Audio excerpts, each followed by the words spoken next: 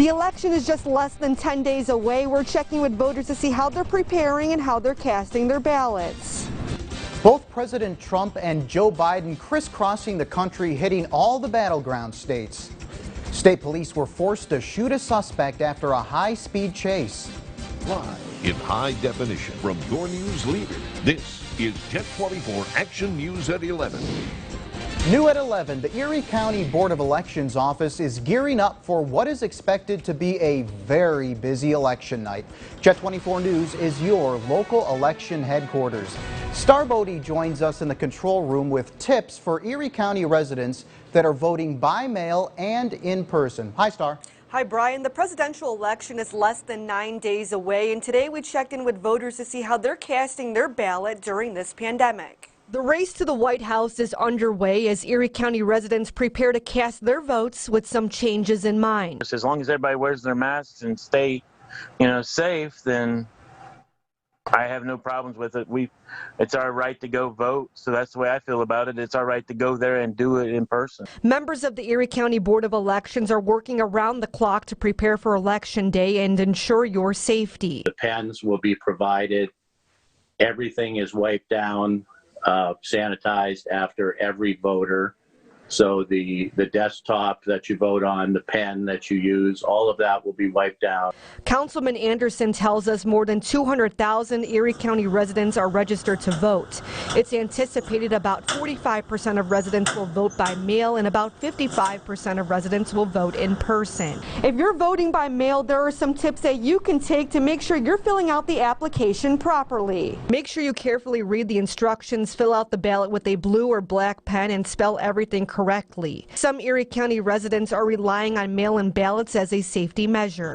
During a time like this, it's best to do it not in person, through the mail and send it that way. And I don't have any worry about it getting lost or anything like that. Now, the last day to request a mail-in ballot is this Tuesday, October 27th. And for those that are going to be going in person for voting, that will begin on November 3rd at 7 a.m. Brian? Thank you, Star. With early voting now happening in all 50 states and Election Day just 9 days away, the candidates are crisscrossing America, hitting all the battleground states. But overnight, at least 5 people in Vice President Mike Pence's circle reportedly tested positive for COVID-19.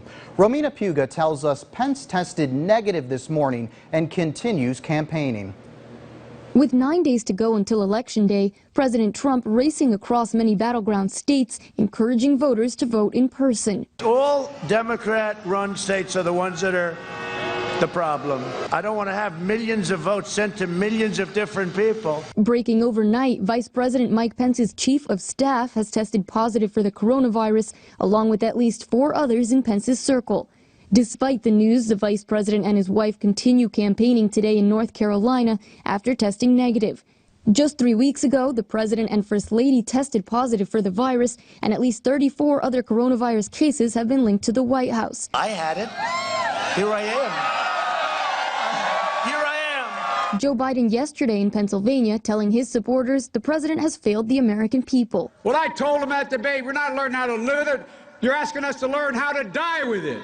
Biden's deputy campaign manager pointing to COVID-19 for their decision to hold drive-in rallies and visit fewer states in the lead up to Election Day. Here's the difference between what we're doing and what Donald Trump is doing.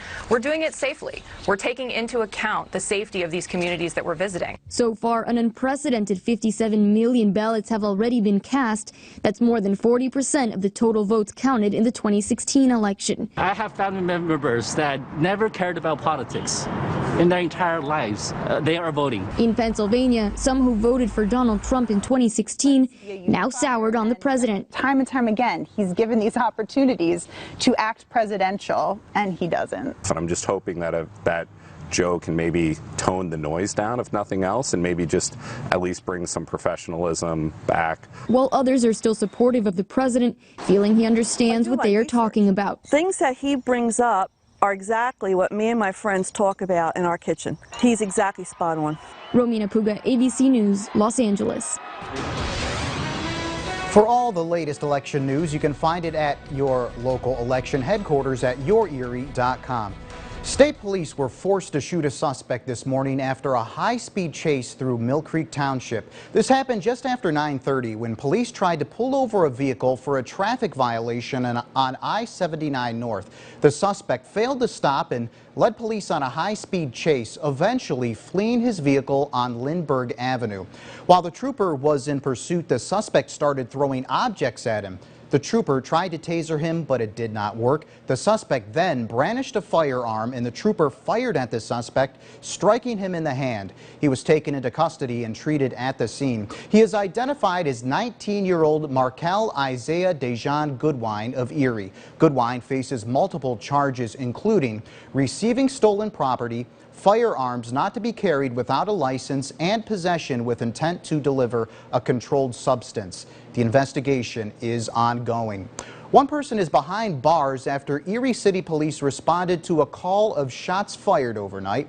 According to Erie Police, the report came in just before 2 a.m. Sunday morning for multiple shots fired in the 500 block of Huron Street. There were no reported injuries, and police do have a suspect in custody. Coming up on Jet 24 Action News at 11, folks had a chance to get some fresh produce today in downtown Erie for the last downtown farmers market of the year. That's after Craig's forecast. Hey, Craig. Hi, Brian. Good evening to you. Good evening, everyone. Umbrellas, will need to at least have them handy.